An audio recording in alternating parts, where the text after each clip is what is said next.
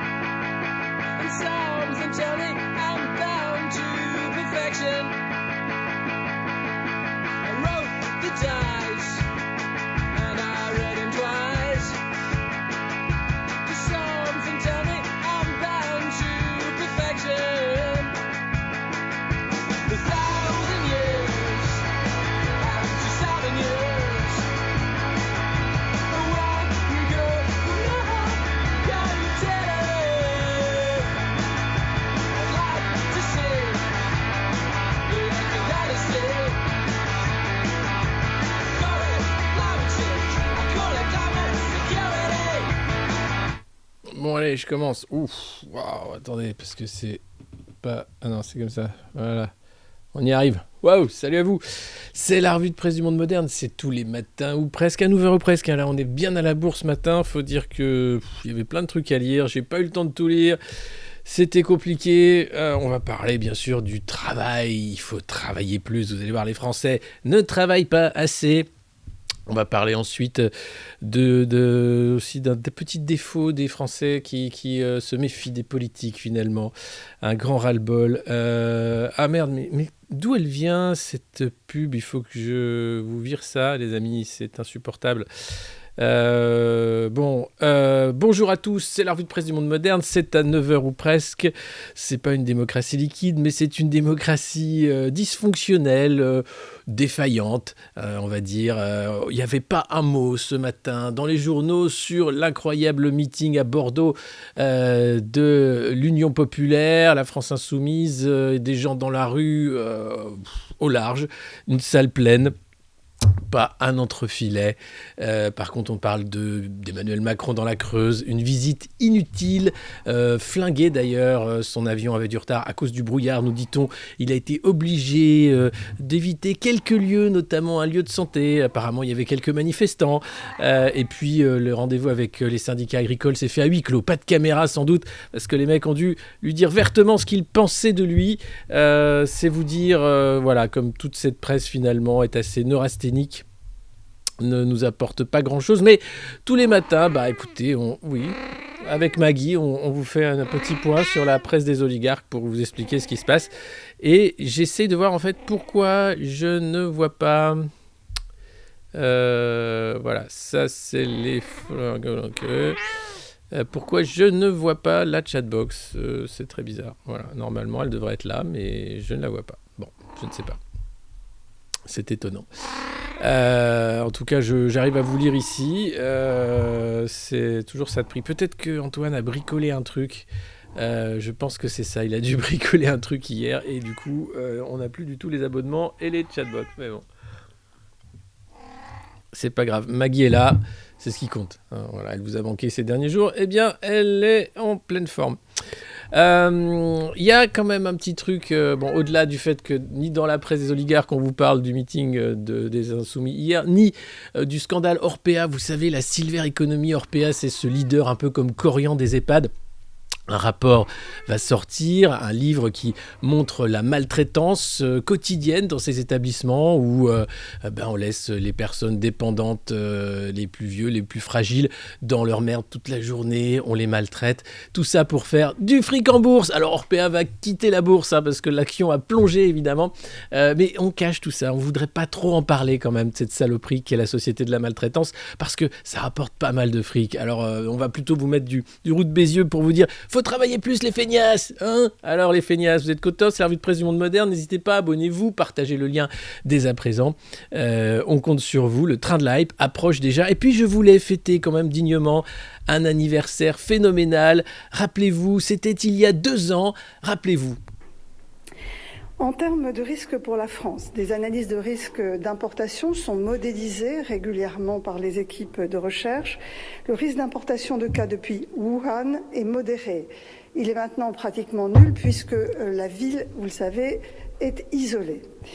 Les risques de cas secondaires autour d'un cas importé sont très faibles et les risques de propagation du virus dans la population sont très faibles.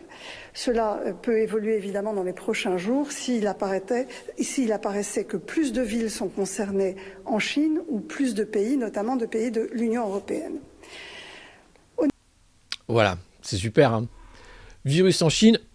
Faut-il s'inquiéter? Non. Enfin non, il n'y a aucune circulation sur le territoire, et puis on ne pourra pas plus sur les pays européens. Oh, tout ça c'est de la pipe, comme dirait Emmanuel. Hein. Mais c'est de la pipe votre virus chinois. Bah en même temps oui, c'est un peu On sait toujours pas d'où il vient ce super virus. Ce qui est génial, c'est que depuis 2 ans c'est le merdier. Alors ils nous ont enfermés, ils nous ont fait sortir, ils nous piquent d'office, ils nous disent c'est pas gentil, attention, ils nous mettent un pass. Mais personne n'est allé chercher ce putain de labo P4. Il y a vaguement eu une fausse enquête de l'OMS, où les Chinois ont tout fait pour... ils ont tout effacé les preuves. Il faut savoir que le P4 a été ouvert en grande pompe en 2017 avec Bernard Cazeneuve et le mari d'Agnès Buzyn qui était présent pour couper le ruban de ce magnifique laboratoire de recherche sur les virus et autres. C'est l'argent français, bien sûr, qui a aidé la Chine à faire ce P4 à Wuhan. C'est ensuite l'argent américain qui a permis, avec l'EcoHealth Alliance et le brave docteur Fauci, de faire des recherches d'augmentation de fonction de gain des virus dans ce même laboratoire. Puis c'est les Chinois qui se sont dit, tiens, si on mettait des militaires à la place des civils dans le labo pour faire des petits virus plus rigolos, hein? Non, ils verront rien, ils verront que du feu, c'est des cons d'Européens. Et puis depuis, le pangolin s'est envolé. On se rend compte que quand même on utilise des traitements qui marchouillent, hein, et on n'a toujours pas, il manque ce petit truc de... Mais bon sang, qu'est-ce que c'est ce truc qui manque? Pourquoi il manque le petit truc animal? Pourquoi c'est 3 fois... Pourquoi ce truc a été fait en labo et personne ne veut le dire? Pourquoi? C'est pas assez compliqué, il va falloir le dire à un moment, hein. Enfin bon, c'est pas un film de science-fiction, c'est une histoire de la connerie humaine, résumée en 2 ans. Il n'y a que personne n'est allé faire chier pour dire bon, ça suffit maintenant, on veut les responsables et vous allez payer. Et on s'en fout, et derrière, non, les mecs se sont dit non, c'est une opportunité géniale pour vendre des vaccins qui marchent pas. Ah bah oui, je suis con. Mais oui, parce qu'en fait, regardez, nous, très très vite, en quelques mois, regardez, on a fait des trucs ARN, c'est génial. 95% ça marche. Oh bah Albert, t'es sûr? Bah, j'en mettrai ma main à couper. D'accord. Ça marche pas vraiment à 95%, Albert, ton truc. Non, mais attendez, c'est parce que vous l'avez pas injecté dans la fesse. Faites une 3e dose pour voir. Albert, oui. On a fait la Tratendon, oui. Ça marche pas non plus super. Mais si, regarde, ça protège les formes graves. Non, ça, c'est parce qu'Omicron, c'est un rhume. Oh, allez. Bon, voilà, donc on en est là. C'est quand même d'une tristesse sans nom, hein. 2 ans de cette merde depuis l'allocution de Madame Buzyn, qui pantoufle à l'OMS, hein, Pénard. Tiens, hop. Allez, qu'est-ce que je pourrais bien faire? Oh, tiens, chargé de com à l'OMS à Genève. Oh, je suis tranquille. Ah, les comptes français vont arrêter de me cracher dessus dans la rue. Ah, qu'est-ce que je suis bien. Il y a une enquête en cours, hein, néanmoins, quand même.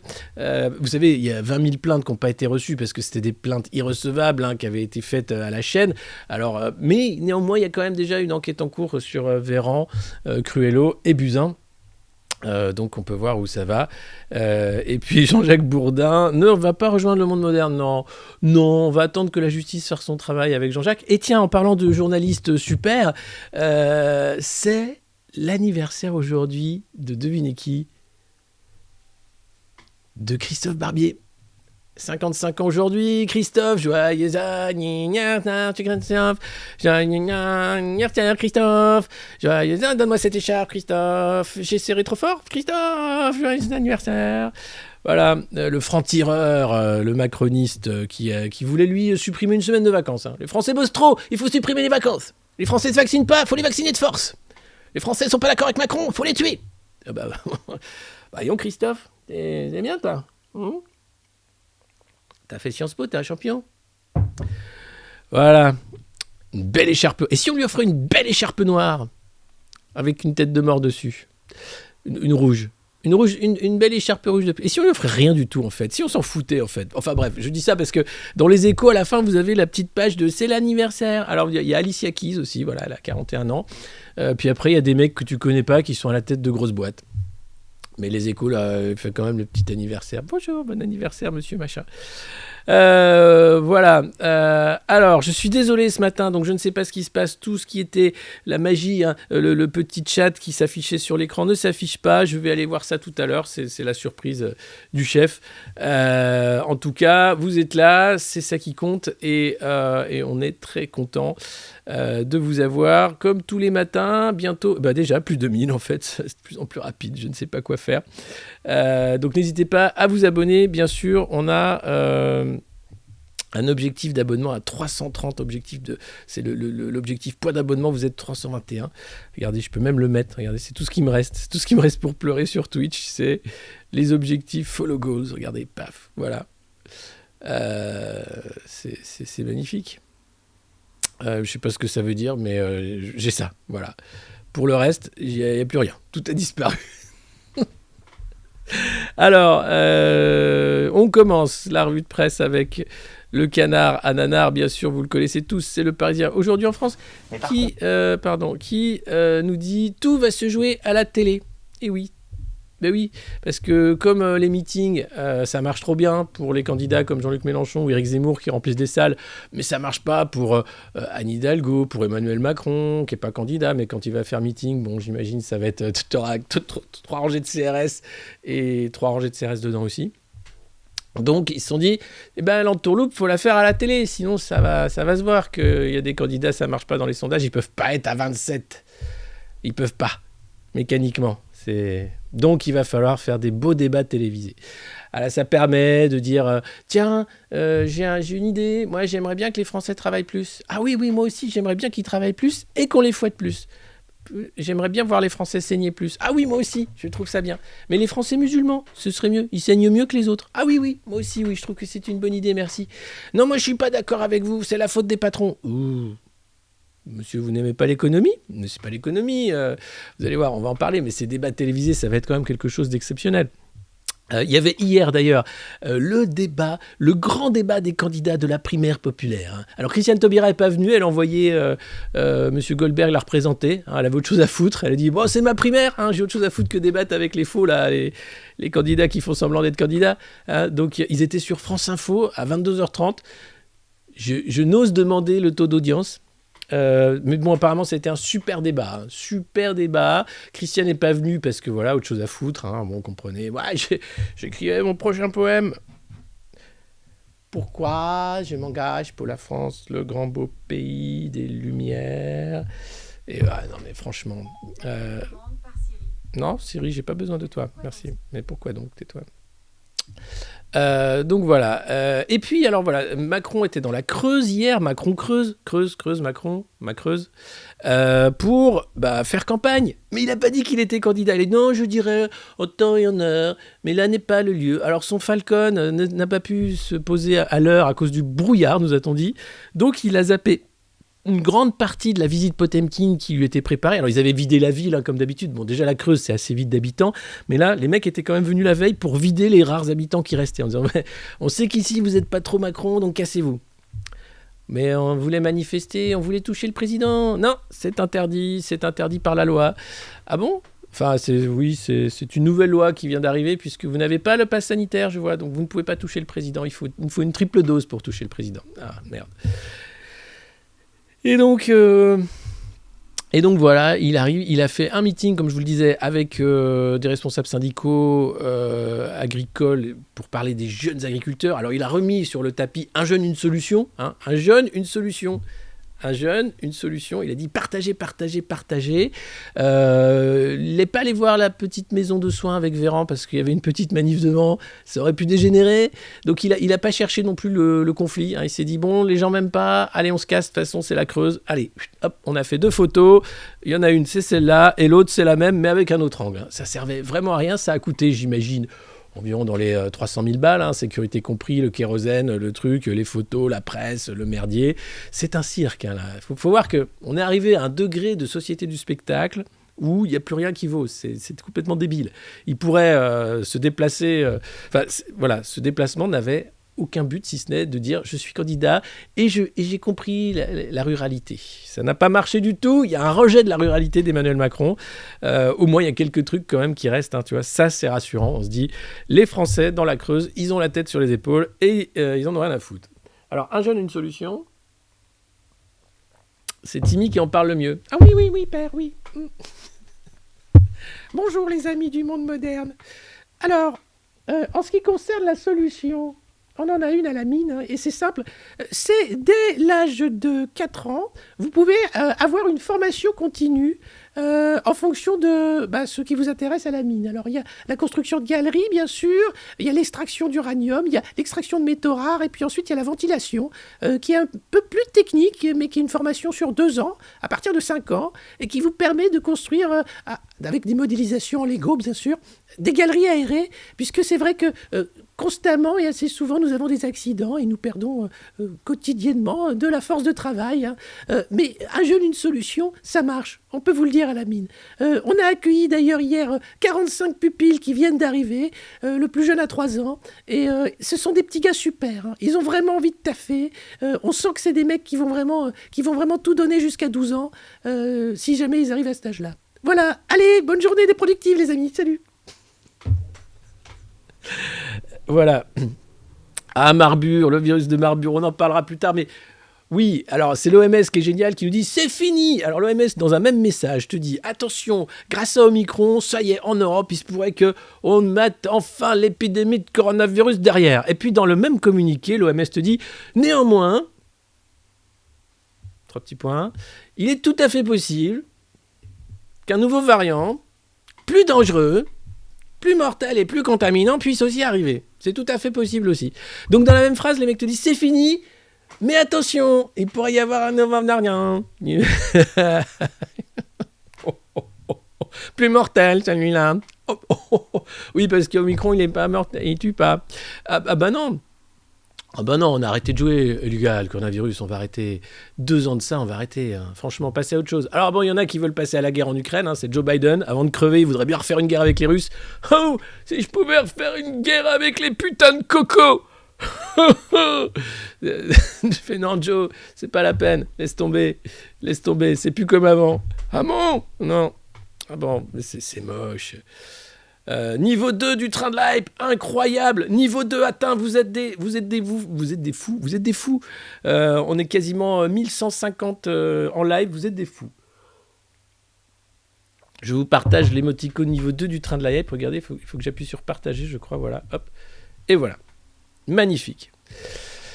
Vous êtes magnifique. Donc voilà. Un jeune, une solution, hein, c'est simple, la mine dès 3 ans, et c'est pas le MEDEF qui sera contre. Alors c'est Macron qui dit, il paraît qu'on est en campagne. Bah oui, il y a donc beaucoup de gens qui sortent des choses et vous font dire le contraire.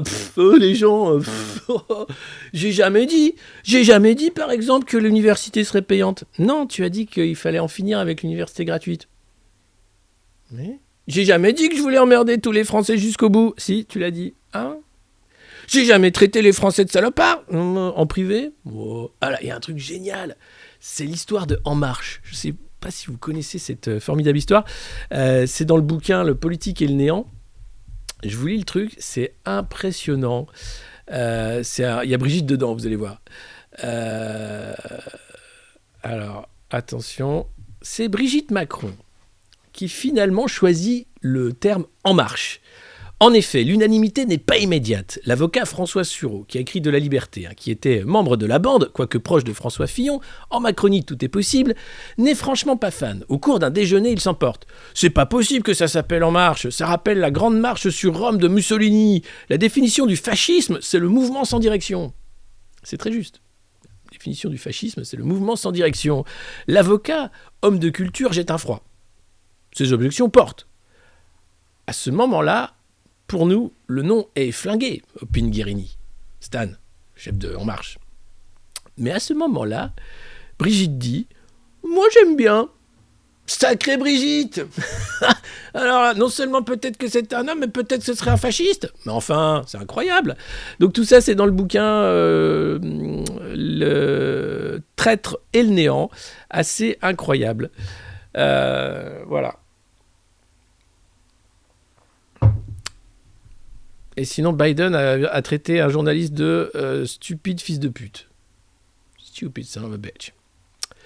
Ça va bien, il va bien, Joe. Il est pas du tout en train de perdre les pédales. Tout va très bien, c'est rassurant. C'est super rassurant. C'est super rassurant ce qui se passe en ce moment. Je trouve qu'on vit un moment formidable. On a vraiment de la chance, vraiment. En tout cas, objectif atteint déjà. Mais vous êtes des dingues. Vous êtes des dingues. Hein. J'ai pas à dire. Merci. Oui, je suis taquin. Bah attends, on n'est pas là non plus pour faire semblant. D'ailleurs, est-ce qu'elle a porté plainte, hein? Est-ce qu'elle a porté plainte? Non, parce qu'une fois la plainte déposée, l'enquête aura cours et enfin on saura. Donc j'attends le dépôt de plainte. Voilà, c'est une époque formidable. Et Maggie va bien. Donc on est en campagne, les gens vous font dire le contraire de ce que j'ai pas dit, que vous êtes. Et puis Alors c'est sûr, il n'y avait pas de place pour parler du grand meeting à Bordeaux, il n'y avait pas de place non plus pour parler d'Orpea, mais putain, mes cheveux, c'est pas possible. Moi, je vais faire comme ça, c'est beaucoup mieux. Je me coiffe en direct. Voilà. Ça fait un peu influenceuse beauté sur Twitch, ça passe. À quoi joue donc François Hollande ? Devant des lycéens. Non, bah, quand même, c'était... Voilà, un jeune, une solution. Bonjour, je suis François Hollande. Bonjour. Non, nous, on voulait Sarko, le petit nerveux. Pourquoi on a l'autre, là ? C'est nul. On voulait le petit, là, qui est rigolo. Bonjour. C'est Nicolas Sarkozy. Alors non, ils nous ressortent, t'as les vieux présidents, on sait pas quoi en faire, hein. Puis comme ils sont jeunes, maintenant, c'est très très long. Alors on sait vraiment pas quoi en faire pendant longtemps. Donc on les sort de temps en temps devant les enfants. Bonjour, c'est comme Timmy, c'est tout ça. Voilà. Et là, il a dit qu'il pourrait prendre la parole courant février. Alors Anne Hidalgo a dit ah, c'est François, hein. Il n'a pas perdu son sens de l'humour. Ce qui est une des meilleures sorties d'Hidalgo dans cette campagne depuis longtemps. Et on attend évidemment la sortie du président. Alors lui, il se voit plutôt 2027, recours 2027. Hein. Il se dit, voilà, là, je serai mûr de je sais pas de quoi. Mais voilà, les mecs, en fait, jamais ils raccrochent. Hein. Ils sont là, ils ont un truc à dire. Alors, le plus pathétique, c'est Manuel Valls, qui dit, pourquoi tant de haine, hein, pourquoi personne veut de moi ? Mais parce que t'es une pipe. Voilà, même une boîte privée, regarde, même un cabinet de conseil, une banque d'affaires veut pas de toi. À un moment, il faut peut-être que tu fasses ton auto-introspection, Manuel. Tu sais que tu sais rien faire. Bon, les gens le savent aussi, donc personne veut de toi, c'est normal. Après, arrête de pleurer sur les plateaux de télé pour dire « Je comprends pas que les gens veulent pas de moi ». C'est peut-être... Écoute, regarde, Arnaud, par exemple, Arnaud Montebourg, lui, il a fait une école de commerce. Hein, et puis après, il a fait du miel. Et peut-être tu devrais faire une école de commerce, et puis je sais pas, faire des produits capillaires.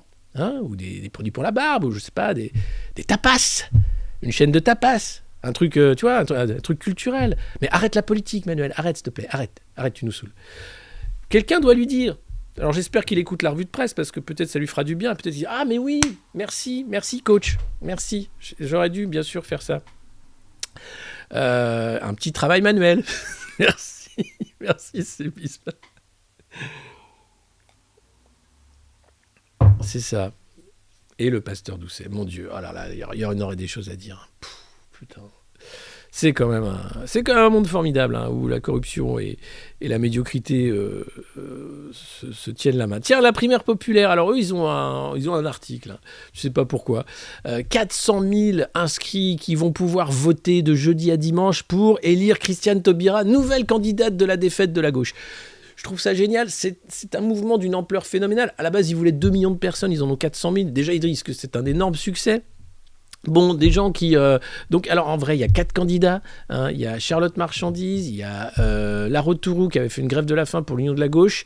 Il y a une autre candidate dont j'ai oublié le nom. Et il y a Christiane Taubira. Et donc, hier, ils ont débattu sans Christiane Taubira qui avait autre chose à foutre. Elle avait Aquaponet. Et donc, elle les a laissés débattre sur France Info. Et l'idée de cette primaire populaire... c'est d'empêcher les autres candidats d'avoir leur signature et d'avoir des prêts bancaires pour faire campagne. Donc c'est ultra démocratique. Hein. Alors quand je dis les autres candidats, c'est Hidalgo, Jadot, Mélenchon. 10 candidats de gauche. Bon après, la gauche, hein, c'est un truc, c'est un concept. Hein. C'est... À partir d'un certain moment, il va falloir se poser des questions aussi. Bonjour, je suis de gauche. Oui, c'est-à-dire, j'essaye de trouver un plan pour me présenter aux législatives sur une liste de gauche. Non, tu n'es pas de gauche. Non, tu fais de la politique, ça n'a rien à voir. Être de gauche, c'est pas ça. Ah bon, c'est quoi ? Je sais pas. Je sais plus. D'ailleurs, vous allez voir, dans le Figaro, il y a un sondage où les gens savent plus trop. Ils sont plutôt de droite. Ils se sont dit, tiens, moi j'aime bien ce pays, je suis plutôt de droite. Moi j'aime bien Valoche, j'aime bien Nicolas Sarkozy, j'aime bien le monde des affaires.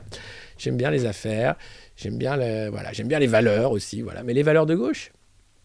Non, mais les valeurs de la Révolution, tu veux dire ? Non, mais ça fait peur, ça. C'est des trucs, ça fait peur. C'est pas... Je te parle des valeurs de, tu vois, la famille, la patrie, le travail, des valeurs, quoi. Ah oui, d'accord. Valeurs d'extrême droite, de droite, Enfin, voilà. Donc, belle primaire, hein, belle douille populaire pour que Christiane Taubira puisse enfin devenir la sauveuse de la gauche qui perd. Et puis, cette magnifique... Raphaël Enthoven est de gauche. Oui, t'as l'autre aussi, Nolo. Nolo est de gauche. Bonjour, je suis de gauche. Alors, baisse ton bras, là, parce qu'on dirait que tu fais un signe nazi. Non, c'est pas du tout un signe nazi, je me gratte. Ah bah, d'accord. Et t'es de gauche, donc. Ah oui, absolument. J'adore la gauche. Oh. Ah oui, ces drapeaux, là, c'est beau, ces drapeaux noirs et rouges, là, ça, qui flottent au vent, ces uniformes. C'est pas de gauche, ça. Ah bon ? Les nazis, c'était pas de gauche ? Ah bah non. Ah bah merde, alors. Bah merde. Non, parce qu'en plus, tu as tout un courant révisionniste qui t'explique que le national-socialisme, c'est du socialisme. Alors, non. Puisque les socialistes, à l'époque, étaient quand même déjà marxistes, hein, globalement. Il y avait l'URSS, tout ça, c'était compliqué. Les soviets, on va dire. Mais bon, enfin, on va pas faire Hugo Boss forever. Oui, t'entends, oh, quand même, ils étaient bien habillés, les Allemands. Ah oui, oui. Les Français. Bonjour, monsieur l'Oberstromführer. Je vous mets un saucisson de côté, comme d'habitude. Pas de problème. Ça, c'est la France, tu vois. Après, c'est genre, évidemment, avec Marcel, on était là aux premières lueurs. Évidemment qu'on a aidé les francs-tireurs, bien sûr. On leur mettait plein de saucissons de côté. Enfin, on en a eu un. C'était quand même en juin 44. Éventuellement, on a eu le droit d'avoir 2 rondelles de ton saucisson. Hein, Michel?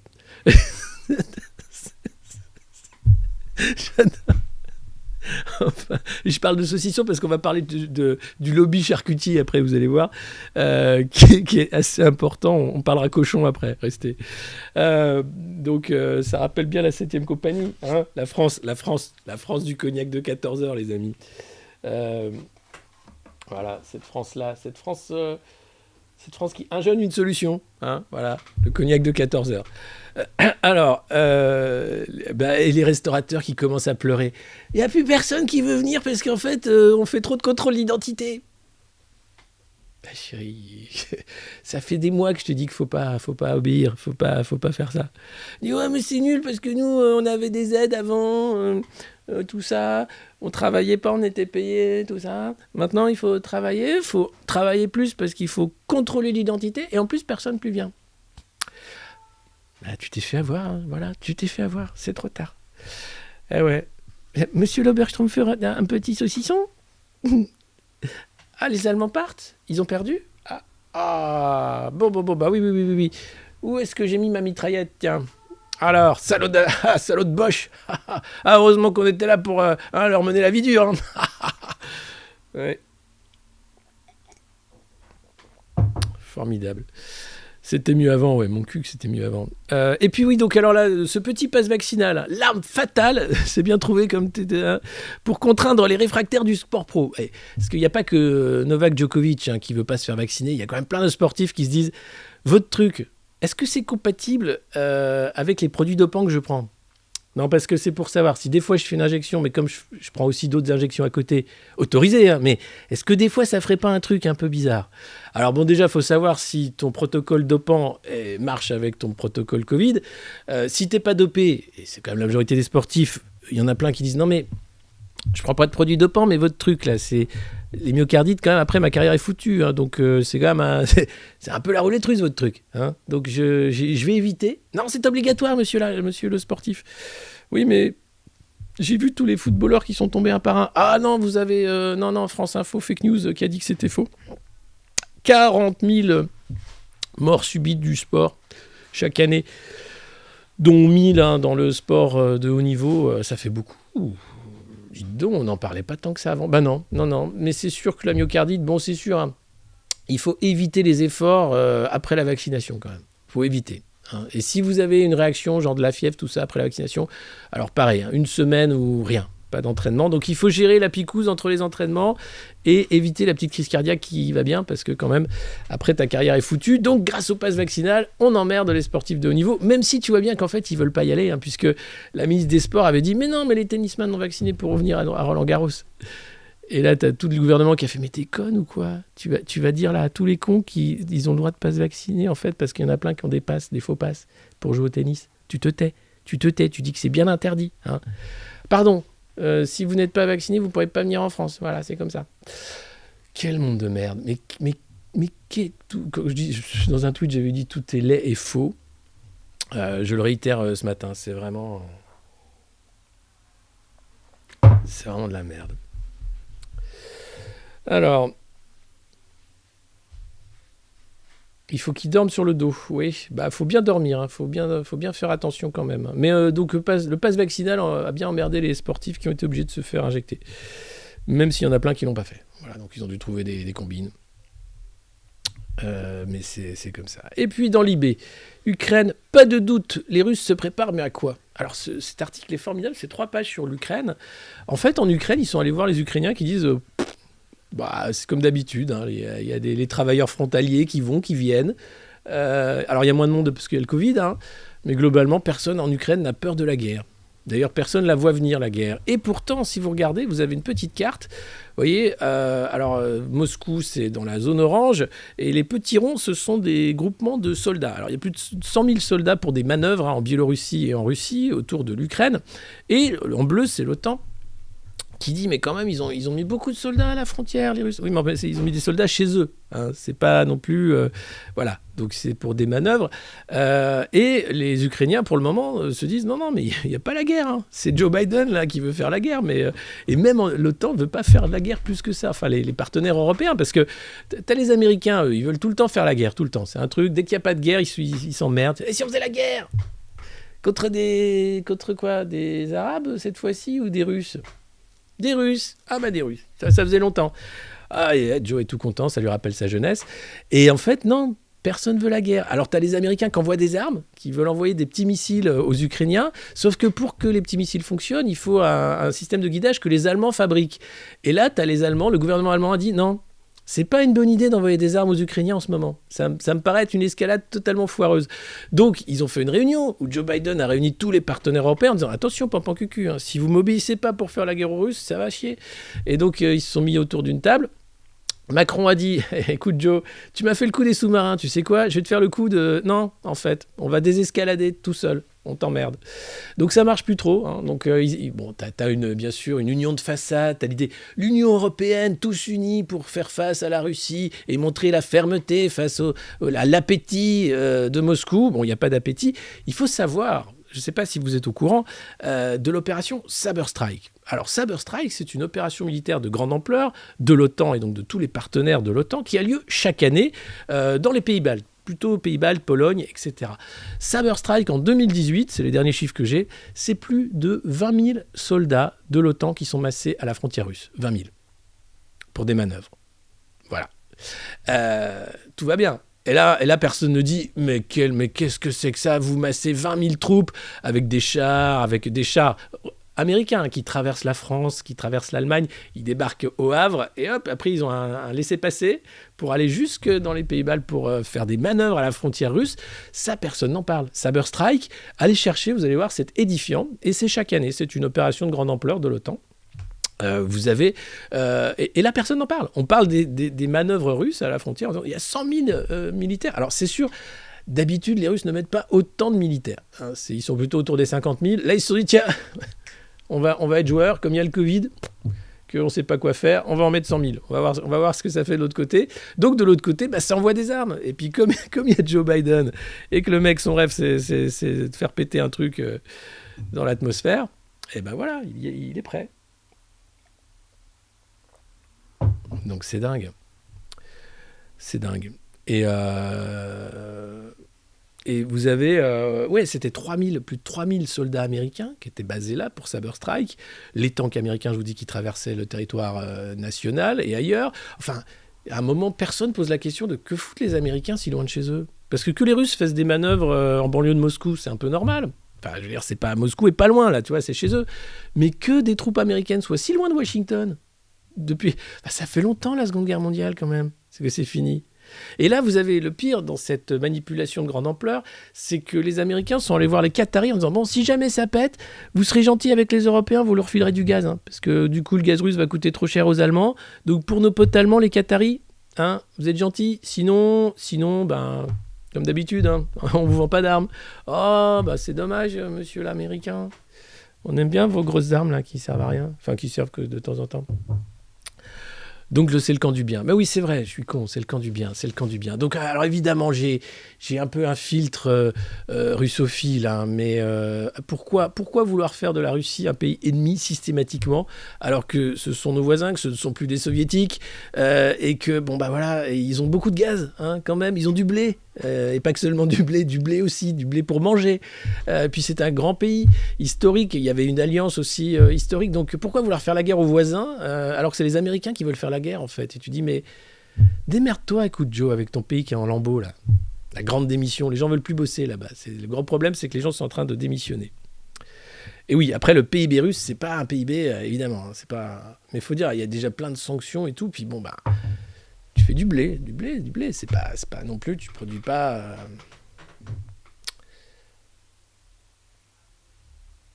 Bien sûr, c'est un pays souverain. Bien sûr que c'est un pays souverain, l'Ukraine. Mais surtout, il faut lire cet article dans l'IB où il y avait ce point de rencontre entre la Russie, la Biélorussie, l'Ukraine, qui pendant des années, ils appelaient ça les trois sœurs, où tu avais une concorde slave, où les gens, de toute façon, se sont jamais fait la guerre. Alors, tu avais des postes douaniers, mais les gens passaient d'un côté et de l'autre. Ça picolait jusqu'à pas d'heure. À la chute du régime soviétique, évidemment, tout le monde était dans la même merde, donc c'était une petite combine entre amis. Et il n'y a jamais eu autant de... Enfin, tout ça a été créé petit à petit par de la bureaucratie, par évidemment de l'appétit de puissances étrangères, mais à la base, c'est pas une région qui est faite pour faire la guerre. Surtout pas entre des gens qui sont les mêmes. Donc voilà, faut arrêter, quoi. Enfin. Oui, c'est pas... Enfin, c'est Libé, hein, donc Libé, il y avait Cohn-Bendit, tout ça. Hein. Et puis ça, c'est pas un dimanche à Bamako, non, c'est un dimanche à Ouagadougou. Encore un coup d'État, cette fois-ci au Burkina Faso. L'ancien président arrêté, une junte militaire qui passe à la télé pour dire qu'ils ont repris le pouvoir. Pourquoi ? Parce que la population en a ras-le-bol. Corruption, évidemment, incapacité de lutte contre les milices islamistes. Les populations aussi, là-bas, en ont ras-le-bol de leurs dirigeants qui servent à rien. Mais ils passent à l'action avec l'armée. Donc voilà, ça c'est Ouagadougou. Alors c'est encore un coup qui fait mal à l'opération Barkhane. La France qui se demande de plus en plus ce qu'elle fout là-bas et si elle y a encore un rôle à jouer. Clairement pas, hein, ça va être compliqué. Mais encore une fois, c'est les derniers soubresauts de la France-Afrique. Il serait temps que là encore ces pays, bien sûr, deviennent totalement indépendants, souverains et décident de leur avenir de manière unilatérale. Ouf, Valérie Pécresse, au secours, à la région d'embarrassants chargés de mission. C'est une petite enquête qu'a fait Libé. C'est sur... en fait, quand tu es à la région, tu peux embaucher des contractuels qui servent à rien pour des missions qui n'existent pas. Et généralement, c'est des gens qui viennent des instances politiques des Républicains qui sont maintenant recyclés dans la campagne de Valérie. Donc, c'est des mecs qui ont bossé de 2017 à 2019, 2020, notamment une chargée de sécurité qui s'est recyclée ensuite dans le Conseil des transports du Grand Paris, qui est une instance créée et présidée par Valérie Pécresse, et donc ont été payés à rien foutre pendant des années, avec notre argent, hein, comme d'habitude, de l'emploi fictif en veux-tu, en voilà. Et ça, c'est donc quelques embarrassants chargés de mission. Alors, ça ira pas très loin, puisque tout le monde fait ça. Mais comme c'est Valérie, qu'elle est candidate, qu'elle aime bien la valeur travail, bon, on voulait lui rappeler un peu, quand même. Oh. Moi aussi, je peux travailler. Moi aussi, je peux faire des beaux rapports. Alors, je préfère encore, tu vois, qu'on paye des conseillers comme ça, rien foutre, que McKinsey. Au moins, c'est de l'argent public qui est bien dépensé. Ça finance les Républicains. Hein, c'est pas McKinsey, ils s'en foutent, tu vois. Mais au moins, les Républicains, tu sais où ça va. Derrière, ça fait la campagne de Valoche. C'est mignon, c'est chouette, quoi. Puis c'est l'amitié. C'est de l'argent qui... Voilà, tu vois, c'est pas... ça reste... c'est beau. C'est beau. D'ailleurs, elle se faisait appeler le bébé Chirac, un peu, Valérie Pécresse. Donc, ça aurait été dommage d'éviter une petite affaire comme la mairie de Paris, quoi. Sacrée Valérie. On l'adore. On l'adore. Et puis ensuite, il y a sa déclaration d'intérêt avec son mari, Jérôme Pécresse, hein, qui bossait chez Alstom, qui n'a pas été viré. Alors, ils ont 725 000 euros d'actions d'Imeris, d'Alstom, de trucs à droite à gauche, qu'elle a déclaré, puis pas déclaré, puis machin, puis en fait, voilà. Ah, bah, c'est les petits cochons. Mais voilà, donc Pécresse, ça va y aller. On lui dit, oh, t'inquiète pas, Valérie, tiens bon, ils vont essayer de te faire une fillon. Tiens bon, ma fille, tiens bon. 1 litre 99 le gasoil aux portes de Paris, tu m'étonnes. Non mais c'est incroyable ce qui se passe. C'est-à-dire que l'inflation est en train d'exploser. Aux États-Unis, la Fed ne sait plus quoi faire, la BCE non plus. Il y a un article de Le Parmentier dans Le Monde qui explique que le krach boursier est déjà là aux États-Unis. Le CAC 40 a perdu 4%. Que fait l'oligarchie financière, l'aristocratie financière quand arrive la crise économique ? Elle a toujours fait la guerre. Donc on va l'éviter cette fois-ci, on va manger les riches, ça va aller beaucoup plus vite, hein, et déjà ils sont moins nombreux, ça ira plus vite, et puis ensuite on redistribuera l'argent qui reste parce qu'on ne sait pas quoi en faire, mais on va arrêter ces conneries, quoi. C'est insupportable. Le Bitcoin se casse la gueule, bon bah ça après c'est tout le temps, hein, le Bitcoin c'est... Mais là, c'est le nouveau le dollar, c'est du bitcoin. Hein. C'est une monnaie qui n'a aucune valeur. Hein. C'est la BCE, c'est la Fed qui fait du dollar, mais bon, c'est pareil. Alors, je ne sais pas s'ils vont faire un variant. Non, franchement, un nouveau variant. Le crash d'un camion sans singe de la Bolade, ce serait drôle, ça. Mon Dieu. Ils sont prêts à tout. Non, sur la filière porcine et la filière charcutière, en réalité, le lobby de la charcuterie, eh bien, on n'en parle pas assez parce que c'est la seule viande classée cancérogène. Et oui, à cause des nitrates, vous savez, c'est des petits conservateurs qui font que la charcuterie, elle est rose. Et qui du coup, plutôt que d'être grise, et qui donc elle est plus appétissante. Mais bon, c'est appétissant, mais ça fait le cancer du côlon. Bon, c'est dommage. Bon, alors, et c'est là où tu vois quand même que les industriels, les législateurs ont rarement à cœur ta santé. Hein, c'est plutôt la thune. Donc c'est pour ça le coup du pass vaccinal, je ne pense pas que c'est pour notre santé non plus. Et donc là, il y a une grande loi qui est en train d'être discutée sur l'interdiction de ces nitrites. Ce qui serait pas mal, ça éviterait quand même 10 000 cancers du côlon par an à peu près. Et pour dire, arrêtez de manger de la merde. Mais ce serait sans compter sur la filière charcuterie qui dit, non, attendez, nous sans ça, on peut plus. Enfin, on va pas vendre, faut pas déconner. Déjà que les mecs ont fait un lobbying intensif pour la castration à vif des porcelets, truc dégueulasse quand même, hein, où tu dis, des petits cochons, tu lui arraches les parties à vif, hein, pour qu'ils sentent pas trop le gros cochon quand il grandit, quoi. Alors on dit, c'est des pratiques barbares. On te dit, non, c'est vite fait, hop, tu regardes ces deux petits bonbons, ils sentent rien du tout. Et après, il a fallu des mois et des mois de débat pour interdire cette horreur. Bon, déjà là, tu te dis... Et donc là, pareil, tu as un débat de bon sens. Hein. Tu dis, bon, ce que vous mettez dans la bouffe, c'est de la merde. C'est interdit. Vous pouvez plus mettre de la merde dans la bouffe. Et là, tu es... Non, ce serait dommage quand même. Nous, on aime bien mettre de la merde dans la bouffe. Ça coûte moins cher. Énorme fatigue. Ces mecs sont payés pour faire des lois. Hein. Les lobbyistes sont payés pour faire de la merde, ça c'est normal. Mais les gens qu'on paye, là, les représentants de la nation, à un moment, il faudrait peut-être qu'ils fassent des trucs bien, de temps en temps. Hein. Une fois qu'ils ont arrêté de faire des lois qui servent à rien, super dangereuses, de faire des vraies lois pour la santé. Hein, par exemple, ce serait bien. Oui, et c'est vrai, Roubidou, il n'y a pas si longtemps que ça en France, on opérait les bébés sans anesthésie parce qu'on pensait que les terminations nerveuses n'étaient pas finies chez l'enfant. C'est la science. Une petite vivisection de bébé, là, c'est la science. Je crois qu'il pleure. Oh, parce que c'est une chochotte. Hein, alors. La science. Voilà. Alors oui, n'achetez pas la charcuterie dégueulasse. Achetez de la... Si vous aimez la charcuterie, il y en a de la bonne. En mangez moins, mais mieux. Ça c'est important. Mais alors, tous les trucs industriels, vous achetez un cancer, en fait, avec ça. Donc, évitez.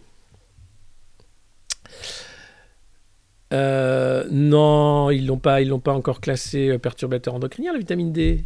Si, projet d'arrêté fixant la liste des substances présentant des propriétés de perturbation endocrinienne et inclusion de la principale forme de vitamine D. Mais ils sont géniaux, hein. Question écrite de Madame Dominique Estrosi-Sassonne, en expliquant, oui, alors pourquoi gaspillage de l'économie circulaire. Les entreprises qui produisent des compléments alimentaires ne remettent pas en cause la législation dans un souci de transparence de l'information, mais s'étonnent d'un projet d'arrêté fixant la liste des substances présentant des propriétés... Non mais c'est dingue. Donc les mecs veulent interdire la vitamine D, qui est plutôt bonne pour tout ce qui est les carences en vitamine D par rapport à l'exposition solaire ou l'alimentation déséquilibrée. Non mais sérieux ? Attends, l'Académie de médecine recommande même de supplémenter plus largement la population avec cette vitamine ? Non mais sérieux ?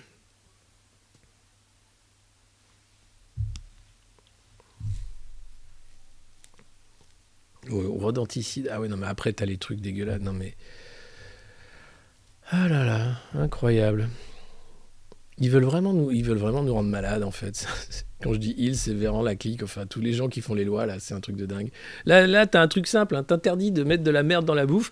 Non, ils sont pas foutus de se mettre d'accord. Tu dis bon allez, très bien, allez, cassez-vous. Allez, je veux plus vous voir. Traversez la rue, là je veux plus vous voir. Bordel. La méfiance grandit entre les Français et les politiques. Mais pourquoi donc ? C'est étonnant. Moi, j'ai une totale confiance en Emmanuel Macron. C'est le meilleur président que la France ait jamais connu, je trouve. Son gouvernement, d'ailleurs, est un gouvernement de lumière céleste. Je veux dire, Marlène Schiappa me donne une confiance. Gérald Darmanin également. Totale confiance en Gérald Darmanin. Bon. Gérald Darmanin, c'est une parole donnée, une parole offerte. Une parole reprise. Une parole, que des joueurs de Bonto. Tu m'étonnes qu'il n'y a plus de confiance. Alors, comment ça se traduit, en fait ? Bien, c'est le baromètre de la confiance politique, c'est l'IPOF Opinionway, crise démocratique persistante sur fond de droitisation du pays. Alors les Français n'ont plus confiance dans leur politique, mais quand même ils se disent bien de droite. Les Français virent à droite. Qu'est-ce que c'est que cette connerie, les Français ? Bah oui, 32% se disent de droite, ça ne fait qu'augmenter, vous voyez, c'est la petite ligne du haut. 20% savent pas trop. Il y en a 17% qui se disent de gauche. 14% du centre, c'est rien. C'est rien du tout. Le centre, rien. 11% d'extrême droite, ça ne fait que monter depuis 2021. Là, tout le monde dit « Ouais, oui, moi j'aime bien, ouais ». Avant, tu avais l'extrême droite honteuse, maintenant tu as l'extrême droite décomplexée. C'est un truc assez super. Et alors l'extrême gauche, 6%, ça reste honteux. C'est un peu, je sais pas, l'extrême gauche, tout ça, je sais pas. Mais 32% qui sont des bons gars de droite. Alors tu sais pas pourquoi, mais la France est de droite. Bon. Très bien, c'est les valeurs, ça doit être ça. La charcuterie, bon. Et alors, parmi les qualificatifs suivants, quels sont ceux qui caractérisent... Putain, j'y arrive pas ce matin. Parmi les qualificatifs suivants, quels sont ceux qui caractérisent le mieux votre état d'esprit actuel ? Alors, pour 40%, c'est la lassitude. Oui. Pour 37%, la méfiance. Pour 25%, la morosité. Pour 15%, la confiance. C'est bravo à eux. Heureusement qu'ils sont là. Je ne sais pas comment ils font. Pour 13%, la sérénité. Ça, c'est les mecs sous Prozac. Pour 12%, la peur. Donc, finalement, il y a très peu de peureux, en fait. Donc, tu ne comprends pas, à ce coup du pass vaccinal, comment ça peut marcher, en fait. Les gens n'ont pas peur. Donc, voilà. 11%, bien-être. 7% d'enthousiastes, ça c'est les... Oh, il a une belle énergie, ça c'est les macronistes qui font de la thalasso, ça c'est génial. Et 1% qui ne savent pas. Quel est ton état d'esprit actuellement ? Je ne sais pas. Quel est votre état d'esprit actuellement, vous ? Vous êtes plutôt là, méfiant, morose, confiant, serein, peureux ? Vous êtes dans le bien-être total ? C'est super comme question. Exaspération, la rage. Mais oui, la rage, la colère. Bien sûr, la colère. C'est mon état d'esprit actuel, c'est plutôt la sidération et la colère. Ouais, j'ai envie de dire. Mais la révolte, ouais, voilà. Mais non, mais elle n'est pas montrée là-dedans. Non, les gens sont las. Je suis las. Je vais aller prendre ma 8e dose, mais j'en ai marre. Mais t'as pas envie de tout foutre en l'air ? Oh non, j'ai plus l'énergie, tu sais. Ah. Voilà. Au moins, la colère, c'est que vous êtes vivant. C'est peut-être une forme de bien-être. Je pense que c'est même une sorte de bien-être. La tristesse, non, ne soyons pas tristes. C'est tellement what the fuck ce qu'on vit en ce moment. Je pense qu'il y a quelque chose à en faire. On peut se dire, c'est quand même assez drôle. On est en train de vivre un moment dans l'histoire de l'humanité qui est complètement pété. Et donc, je ne sais pas ce qu'on va pouvoir en sortir. Mais il y a quelque chose à en sortir. Voilà. Il y a vraiment un truc... C'est pas normal, on peut pas être indifférent, quoi. La lassitude, pour moi, c'est vraiment le moment où t'as abandonné même le fait de vouloir être en vie, quoi. La vie, c'est l'action, il faut être dans l'action, on fait des choses. Tout péter et je suis de droite. Bah, bien sûr. Mais je pense que la colère est le sentiment le mieux partagé actuellement. Et Emmanuel Macron est un président haï, ça c'est vrai. Comme le PS d'ailleurs, le Parti Socialiste, les gens ne veulent plus voir. Voilà. À un moment, il y a tellement de mensonges, tu vois. Tu vois, ça s'accumule non-stop quotidiennement où tu dis mais c'est pas ça là, c'est n'importe quoi ce que vous me proposez. Donc forcément le réel, le ressenti et ce qu'on te vend à la télé, c'est plus du tout la même chose. Ouais. 3e dose obligatoire vendredi, c'est notre chef qui prend les rendez-vous. C'est dingue ça. Non mais c'est dingue. Les mecs qui te vaccinent d'office, non mais putain, ça me rend dingue. Bon, on a atteint notre objectif, les gars, de 330 abonnés ce matin. C'est formidable. Alors ça, merci à vous. Merci aussi, vous êtes quasiment 1400. Je m'en mouche de joie, c'est délirant. Cette revue de presse, et promis un beau succès, un bel avenir. Bientôt la 4e. Jacuzzi, ça c'est sûr. On ne sait pas quand encore, mais on va vous faire une belle surprise. Des questions aussi sur les Français et la politique. Diriez-vous qu'en France, la démocratie fonctionne bien ou mal ? Alors, le petit trait du haut, c'est mal, à 57%. Le petit trait du bas, c'est bien, à 42%. Et tu vois, il y a eu quand même un claquage. C'était en 2018. À partir de là, donc, les gens se sont dit, ça va bien, hein, ça va. Et puis, hop, ça a reclaqué en mai 2021. Qu'est-ce qui s'est passé en mai 2021 ? Ah bah oui, on croyait qu'on était sorti du Covid, puis en fait non. Et puis après, ça a été que l'enfer avec les conseils de défense sanitaire. Enfin, toute la merde qu'on a bouffée en fait depuis le début où Macron s'est arrogé les pleins pouvoirs, en gros. Et là, tu te dis non, c'est quand même bien de la merde la démocratie en France. Hein. Et puis, selon vous, les systèmes politiques suivants sont-ils une bonne ou une mauvaise façon de gouverner le pays ? Le pays, en l'occurrence, c'est la France, hein, parce que non, mais on pourrait se poser des questions. 52% pensent que c'est bien que ce soit des experts et non un gouvernement qui décide ce qui semble de meilleur pour le pays. Alors, attention, parce que des experts, vous en avez. Par exemple, Gérald Bronner, c'est un expert. Rachel Kahn, c'est une experte. Voilà. Donc, attention. Je me méfie du gouvernement des experts parce que très vite, moi, je suis expert, moi. En quoi ? Je fais des frites congelées très bien. Tu sais, les frites au four, les McCain. Je regarde, hop, 10 minutes et j'ai les frites au four. C'est pas une expertise, ça. Ah bon ? Bah, écoute, ça vaut ce que ça vaut, mais je fais très bien les frites au four McCain. Ah d'accord, bon, bah écoute, on va te prendre alors dans la commission santé et vaccination. Ça me paraît bien. Et on le prend, c'est un expert. D'accord. Donc attention, le gouvernement des experts, c'est pas un truc super non plus. Ensuite, vous en avez 39% qui pensent que avec à la tête du pays un homme fort, hein, qui n'a pas à se préoccuper du Parlement ni des élections, tout ça. Un dictateur, quoi.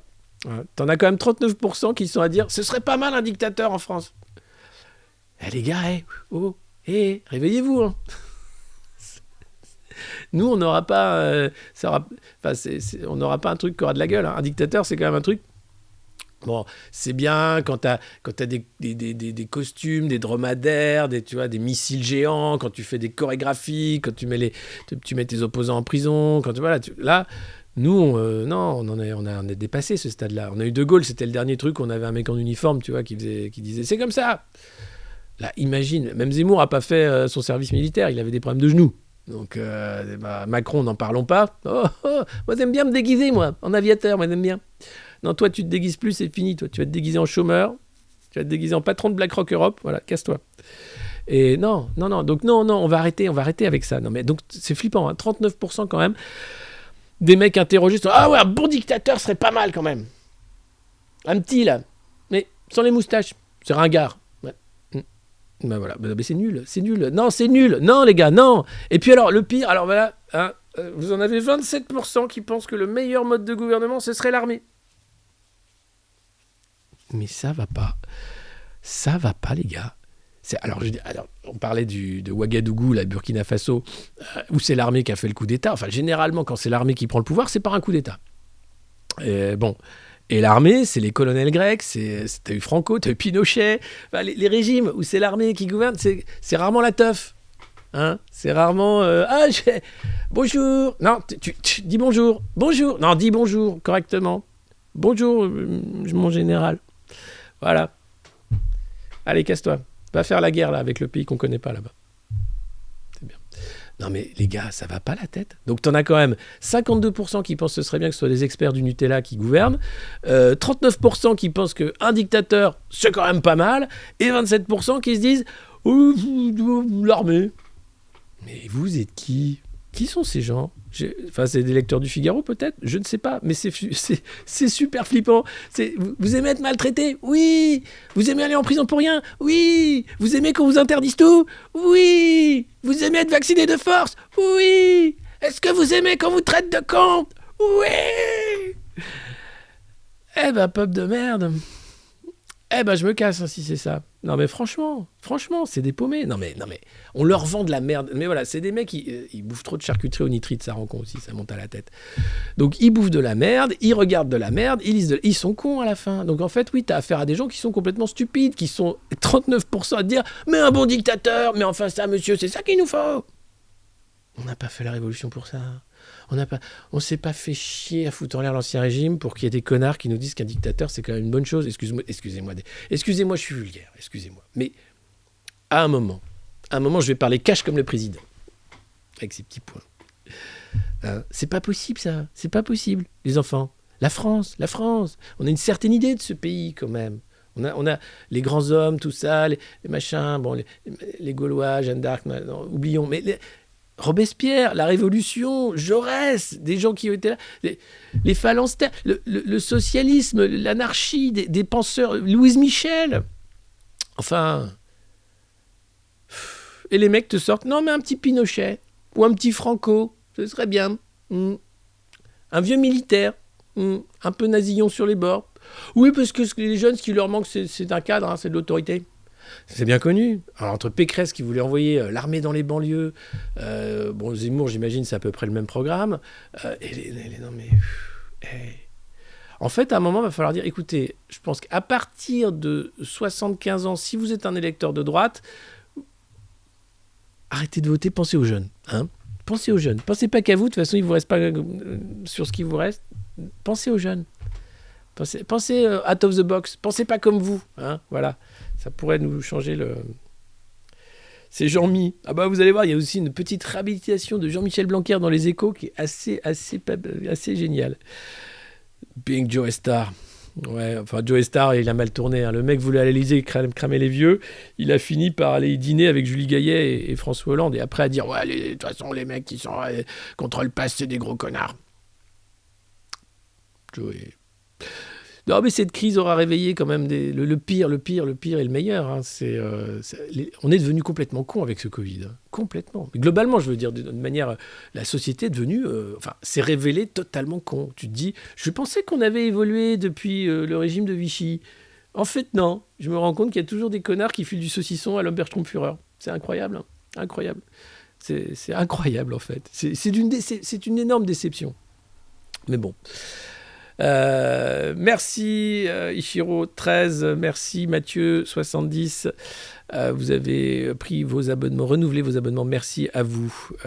On sait qui est positif maintenant. Oui. Quel est votre état d'esprit? Triple vacciné? Ça veut rien dire. Non mais je réponds ça maintenant. Et l'hôpital public, tiens. On nous dit « Oh, c'est la faute aux non-vaccinés !» Non. En fait, l'hôpital public est sous perfusion de médecins intérimaires, et ça depuis longtemps, pour lutter contre les déserts médicaux, notamment les services d'urgence et de réanimation anesthésie, font appel aux médecins intérimaires. Parce que finalement, depuis le numerus clausus de 1973, on a sabordé la médecine publique, notamment la médecine hospitalière. Et quand vous êtes un intérimaire, il faut savoir que la journée est très bien payée, que vous pouvez en une semaine vous faire un mois d'activité et puis vous choisissez où vous allez travailler. Alors c'est sûr que la continuation de soins n'est pas là, c'est dangereux pour les malades puisqu'on change de médecin, donc des fois l'information passe pas, etc. Que l'hôpital du coup c'est du scotch et des élastiques, hein, pas à chibre mais des trucs qui font que ça tient vaguement jusqu'à ce que ça pète, et ça c'est un choix politique, c'est le choix d'avoir foutu en l'air l'hôpital public, la santé publique, hein, tout simplement. Il y a le numerus clausus, bien sûr, mais aussi il y a l'hôpital de flux, grâce au cabinet de conseil qui, depuis des années, sous l'égide de Roselyne Bachelot, d'ailleurs, ça a commencé avec elle, Jean Castex également était à la manœuvre, ont foutu en l'air l'hôpital public en disant « Non, ça coûte trop de thunes ». Ce qui serait bien, c'est que ça crache un peu de thunes. Hein, vous voyez ce que je veux dire, hein, on se comprend, ouais. Donc, maltraitez-les bien, hein, en disant que c'est pour leur bien, et arrêtez de dépenser de l'argent pour la santé de ces cons. De toute façon, ils ne vous le rendent pas, de toute façon. Puis maintenant, il t'explique, il faut se vacciner pour la santé de la société toute entière. Dis donc, Jeannot, c'est pas toi qui a fermé tous les lits, là, avant? Si, c'est toi. Viens voir, j'ai un truc à te dire. Viens. Non, viens. Non, n'aie pas peur, viens. Non, mais franchement, c'est scandaleux. Donc voilà, toutes ces histoires de lits fermés, de les non-vaccinés qui mettent la pression sur l'hôpital, c'est de la pipe. La réalité, c'est que l'hôpital crève des politiques publiques et que c'est de la médecine intérimaire qui fait que ça tient dans les urgences. Et encore, vous avez des urgences pédiatriques qui ferment le week-end, qui ferment en semaine. Vous avez bien sûr les déserts médicaux qui n'ont fait que s'agrandir. Et ça, c'est pas les non-vaccinés. Croyez-moi. Et c'est pas le Covid non plus, qui est juste la petite cerise sur le gâteau pour que tout s'effondre. Les Français vont-ils devoir travailler davantage à l'avenir ? Petite question du Figaro. Petite question pas du tout orientée. Est-ce que les Français... Dis donc, est-ce que les Français devraient travailler plus à l'avenir, Michel ? Oui. Ah bah Michel répond tout de suite oui. Ah bah oui. S'ils pouvaient travailler plus sous la direction d'un dictateur, d'ailleurs, ce serait ce qu'il y a de mieux. Hein ? Ou, tu vois, que l'armée reprenne tout ça, voilà. La mine de Timmy, vous savez, on en rigole, hein. Bon, on pense à lui et aux enfants qui sont formés en ce moment dans cette mine merveilleuse, mais c'est l'avenir qu'on nous vend. C'est ce qu'on appelle le progressisme, c'est la mine. C'est les enfants, le travail des enfants. Hein. Dans moins de 10 ans, on va discuter. Est-ce que 7 ans, c'est trop tôt pour commencer à la mine ? Non, parce que 7 ans, on est déjà formé, on commence à avoir quelques notions de géométrie. Donc le débat, ce sera 7 ou 10 ans pour commencer de travailler. Si on les laisse faire. Attention, parce qu'il est toujours possible de s'en sortir autrement. Mais globalement, on est quand même coincé avec des mecs qui veulent vraiment, vraiment nous fouetter, quoi. C'est Ramsès. Hein. Les mecs, c'est la mine. Tout est à cause... Mediapart dit que c'est à cause des non-vaccinés. Mon Dieu. Mediapart, des fois, ils sont étonnants. 7 ans et 5 doses. Et hop, au boulot. C'est ça. Vous voulez du travail total ? Oui, la mine. Et Marisol, mais bien sûr, Marisol Touraine qui a fait bosser Attal parce que c'était le fils d'une amie. Non mais, en fait, tout ça, c'est pas sérieux. Donc, il faut arrêter de prendre ça au sérieux. L'idée, c'est vraiment il faut ne pas avoir peur du terme de révolution. Hein. C'est pas du sang et de la violence. C'est juste, tu fais un vrai Great Reset. Hein. Tu dis, écoute, Papy Schwab, ton Great Reset de merde là avec les cabinets de conseil. Voilà, on a laissé tomber, c'est nul. Hein. En revanche, tu vas aller faire du ski pendant que nous, on va s'occuper des affaires du monde. Tu vas voir, ça va aller mieux. Ah bon ? Oui, c'est très bien. Mange de la raclette. Tiens, reprends de la raclette. Voilà. Et arrête de nous faire chier. C'est tout ce qu'il faut. Donc, les Français vont-ils devoir travailler davantage ? Alors, la réponse est oui, hein, évidemment. On est dans le Figaro quand même, faut pas déconner. Non, en vrai, non. En vrai, on n'a jamais autant produit, pour rien d'ailleurs, puisque c'est en train de cramer la planète, mais c'est pas grave. Hein, la surproduction, la surconsommation, apparemment, c'est un truc, ils y tiennent. Bon, moi, j'y tiens pas. Donc, on pourrait arrêter très vite. Il y a un mouvement de démission de grande ampleur aux États-Unis. Les mecs arrêtent de bosser. Ça, ils ont compris, ils se sont dit non, c'est plus la peine. On va pas continuer. De toute façon, le crack est pas loin. Et bosser pour vos profits de court terme pour que vous achetiez des gros SUV d'enculés et des yachts, on en a marre en fait. On s'en fout. On n'a pas envie. Donc non. Et là, il t'explique que si. Pourquoi ? Parce que regardez. On fout rien par rapport aux Allemands. Bah oui, regardez. Hein, un Français, c'est quoi ? C'est 39 heures par semaine. Un Allemand, c'est 40 heures par semaine de boulot. Et oui, et les périodes non travaillées en semaine, un Français, c'est 10 semaines à rien foutre. Un Allemand, c'est 7,4 semaines à rien foutre. Voilà. Et après, les congés, là encore, le Français, 6,5, congés RTT, tout ça. L'Allemand, 3,9. L'Allemand, il travaille.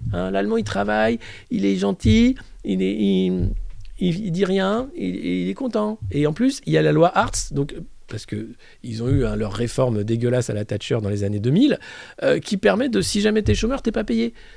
Ou très mal, la politique du guichet. Si vous avez fait le film... Moi, Daniel Blake, qui explique comment un Anglais avec la politique du guichet tombe dans l'extrême précarité. En fait, c'est la mort au bout de ça. Le bout du bout, c'est la mort. C'est le fait on t'emmerde tellement parce que t'es pauvre et on te le fait bien comprendre et que c'est bien ta faute, salopard, qu'à la fin, ça peut plus marcher. Et c'est ça qu'on veut nous proposer comme modèle de société. Non, un autre monde est possible. Hein. Mais alors pas au Figaro, évidemment, parce qu'en fait, les Français partent trop tôt en retraite. Plus tôt, pardon, pas trop tôt. Mais c'est vrai, pour une durée plus longue en plus. Incroyable. À 62 ans, les Français sont déjà en retraite. Alors qu'en Allemagne, c'est pas avant 65... Non, 60... Non, attends. Non. Ils bossent jusqu'à quel âge, les Allemands ? 65,75 ans. En Italie, c'est 67 ans. En Espagne, 65. Bon, dans l'UE, c'est 60 ans quand même. Hein. Aux États-Unis, c'est 62, le Japon, 63. Donc voilà, donc évidemment, il faut que le français bosse jusqu'à la mort. Mais pourquoi ? La question, c'est pourquoi ? On n'a jamais eu autant de machines qui travaillaient, jamais eu autant de gains de productivité, on n'a jamais autant produit de merde, autant fait d'argent qui sert à rien. Et là, les mecs te disent, il faut travailler plus. Mais la question, c'est pourquoi ? Ah, mais alors, le Figaro a une réponse. C'est parce qu'en fait, on est endetté. Ah merde. Ah oui, on est endetté, les finances publiques, tout ça, ça coûte cher, tout ça. Et donc, il faut produire. Pareil, la retraite, il faut la payer. Enfin, qui va payer la retraite si plus personne travaille ? Ben, attendez, tous ces profits là qui servent à rien, là, le CAC 40. Bernard Arnault, il s'est fait tellement de thunes, il ne sait plus quoi en faire. Il la met dans ses chaussettes. Enfin, monsieur Arnault, donnez ces billets là qui vous servent à rien.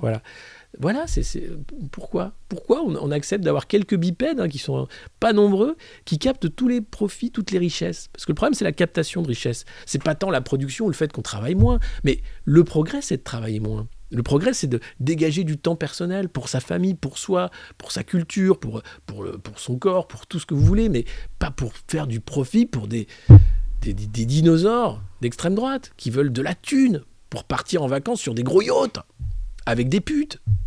Non, parce que voilà, c'est à peu près le système de la maltraitance. En faisant travailler des enfants. Bah ouais, mais tout ça est très bien fait. Donc non, en fait, les Français ne vont pas devoir travailler davantage à l'avenir, n'en déplaise au Figaro et à Emmanuel Macron, qui voudrait faire bosser les enfants, les jeunes, 45 heures par semaine, et leur foutre en l'air la retraite. Non, un autre monde est possible. La retraite à 60 ans, c'est possible. Ils l'ont en Chine, d'ailleurs, ça va péter à cause de ça, mais ils l'ont en Chine. Donc on peut l'avoir aussi ici, vous voyez. Et puis, on peut aussi dire, non, j'ai pas envie. Enfin, regardez, le mouvement de la grande démission aux États-Unis, c'est pas anodin. C'est qu'on est en train de changer de monde. Les gens sont en train de se dire, putain, ce monde de merde où je bosse dans un petit cube, sous des néons toute la journée, pour pondre du profit pour un connard qui me maltraite à la fin du mois, non. En fait, non. Je vais faire des gâteaux. Mais tu vas pas les vendre. Bah, on verra. Hein, voilà. Bon, c'est un peu idéaliste, mais la société de l'entraide est possible. Il faut juste y croire. Voilà. Il faut juste refuser en fait en masse ce monde de la maltraitance. Oui, puis Pfizer. C'est vrai qu'on va régler le problème de la retraite. Ça va être vite fait. Hein. Mon Dieu. Quel enfer ce monde en fait. Ah tiens, Geoffroy Roux-de-Bézieux qui dit, lui il dit non, il faut supprimer les charges. Alors, il faudrait encore 34 milliards d'économies de charges pour les boîtes. C'est jamais assez. Alors, les patrons, les grands patrons, parce que petit patron, c'est un boulot à temps plein, c'est quand même beaucoup de stress, de sueur, c'est autre chose que grand patron du CAC 40 qui a fait l'ENA, hein, c'est pas la même chose. Les mecs passent leur temps à être inquiets. Voilà. L'inquiétude, c'est eux. Donc, et puis, ils passent leur temps à demander plein d'assistanats. C'est les premiers assistés, c'est les grandes entreprises. Hein. Alors, il y a eu le CICE de François Hollande. Là, tu as Geoffroy Roux-de-Bézieux qui demande encore plus d'assistance. Hein. Mais c'est pour la bonne cause, c'est pour créer de l'emploi. Connard, tu comprends rien, toi. C'est pas pour acheter des frites surgelées à faire au four. Non, c'est pour créer des gens qui vont faire les frites surgelées à mettre au four. Tu vois. Voilà, c'est ça, c'est de l'emploi. Donc, ils demandent encore plus d'aide. L'aide, c'est nous qui la payons. Et puis alors, si on baisse les charges sur les salaires, c'est pas que les salaires vont augmenter, c'est que le coût de la vie va augmenter. Ça veut dire qu'il faudra payer davantage de mutuelles privées, qu'il y aura encore moins de santé, encore moins d'écoles publiques, encore moins de services publics, et que tout ça va coûter un bras en réalité aux Français. Donc il faut leur expliquer que non, ce ne sont pas des mesures sociales quand on baisse les charges sur les salaires, c'est une énorme entourloupe pour faire plus de profit et foutre en l'air encore un peu plus vite l'État. Ben, c'est à chaque fois pareil, mais comment tu veux... Tant que tu auras des médias comme ça, comme les Échos, le Figaro, qui sont là, est-ce que les Français devraient travailler ? Oui, plus, beaucoup plus. Bah non, en fait. Et comme il n'y a pas de débat contradictoire, puisque les mecs, ils s'invitent entre mecs de droite, tu vois, pour dire « Ah oui, je suis tout à fait d'accord, il faudrait d'ailleurs... » Non mais... T'as l'autre, la patronne de l'IFRAP, qui est un faux think tank payé par les sous des riches pour dire « Ah oui, les pauvres devraient travailler plus ». D'ailleurs, il faudrait totalement libéraliser la pauvreté, qu'ils puissent vendre tout ce qu'ils veulent, y compris les reins. Qui est invité chez Ruquier, qui fait la couve du Figaro Magazine, Agnès Machin, je crois. Pas Pannier-Runacher, l'autre. Enfin bref. Tout ça, c'est la fabrique du consentement. C'est assez terrible. Et puis, il y a quand même ce mouvement incroyable, regardez, c'est les salaires minimums qui sont à la hausse. Alors, vous avez en haut la France, eh ben, il n'est pas à la hausse. Non, mais en même temps, c'est parce qu'il est déjà très haut, on va nous dire.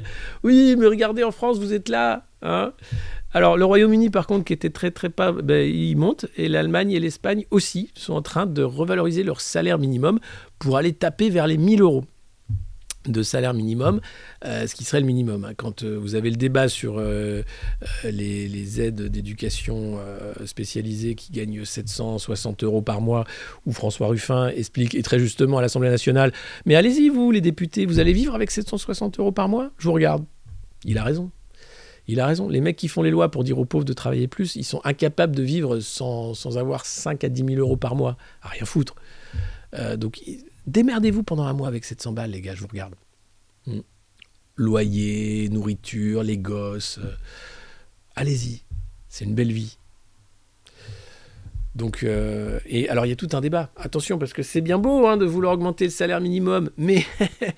La question sur l'impact sur l'emploi de ces hausses de salaire reste entière. Ah oui, parce que dans la tête des riches, si tu augmentes le salaire des pauvres, ça met une pression sur l'emploi, du coup, ça fait plus de chômage. Ah oui, tu comprends. Si tu payes les pauvres parce qu'ils travaillent, ça fait qu'ils veulent plus travailler. Enfin, ils veulent travailler, mais ils veulent être payés pour travailler. Donc du coup, ils refusent le travail. Comme aux États-Unis, le mouvement de la grande démission. Donc c'est un camoulox génial. Non, mais en fait, parce que l'idée, c'est qu'il faut surtout pas renier les profits et les dividendes. Parce que c'est ce qui crée l'innovation. C'est ça, tu prends des risques. Quand tu es patron, tu prends des risques. Et le risque, c'est quoi ? C'est voler la thune des pauvres. C'est ça le risque. Donc tu n'as aucun risque, puisque quand en plus ta boîte fait faillite, tu demandes des sous en disant « On a besoin d'aide, s'il vous plaît. S'il vous plaît. Est-ce que les pauvres pourraient nous payer notre faillite, s'il vous plaît ? Merci. » Ils sont gentils quand même. Hein, on devrait peut-être les payer plus, non ? Ah non, je déconne, je sais pas ce qui m'est passé par la tête. Ouais, tiens, remets-moi une petite lichette, merci. Hop, champagne. Non, mais franchement. Donc, non, la vraie question, voilà. Si jamais tu devais payer trop, alors pas trop, non, minusculement des gens qui travaillent pour toi, pour que toi tu fasses des profits d'enculé, non, c'est quand même, excusez-moi, c'est une insulte, pardon, mais quand même, c'est une vraie impact sur l'emploi, donc il faudrait pas déconner trop. Et puis, donc, c'est dans les Échos, le canard de Bernard Arnault, cette réhabilitation à demi-mot de Jean-Michel Blanquer, puisque la scolarité des enfants est restée très perturbée dans le monde. 40% des élèves qui ont vu leur école fermée, impactée, ou qui ont même abandonné. Et là, on parle de pays en développement, des pays où l'école, c'est important, parce que c'est vraiment une façon de s'en sortir. Et puis, on a un programme de l'ONU, quand même, d'essayer de faire que les gens soient de plus en plus lettrés, alphabétisés, qu'ils puissent écrire, compter et faire des études. Eh bien là, non, grâce à Jean-Michel Blanquer, l'école est restée ouverte et tout le monde a chopé le Covid. Mais l'école est restée ouverte, nous dit Gabriel Attal. Il dit, oui. Mais au prix de quel prix ? Au prix de tout le monde a chopé le Covid. Maintenant, comme on a le pass vaccinal qui permet à tout le monde de se contaminer, puisque même vacciné, on chope le Covid, eh ben, du coup, c'est une politique géniale. Puisque tout le monde est vacciné, tout le monde peut choper le Covid. D'accord, mais alors il faut le dire comme ça, non ? Ce serait plus clair. Oui, mais l'école est restée ouverte, madame Krief.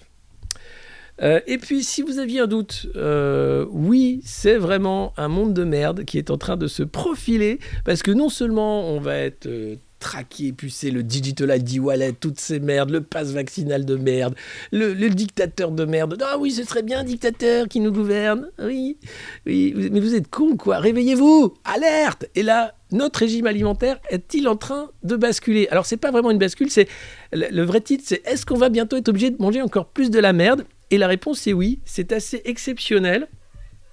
C'est une start-up qui a trouvé la réponse en disant qu'est-ce qu'on peut leur faire bouffer comme merde vu que de toute façon il y a trop d'humains et qu'on ne sait plus quoi manger. Alors la réponse serait simple, on pourrait manger les riches. Tu te dis bon, éventuellement on pourrait manger les riches et c'est pas forcément ce que le mec nous dit. C'est une start-up, donc non plus les mecs sont pas non plus des lumières.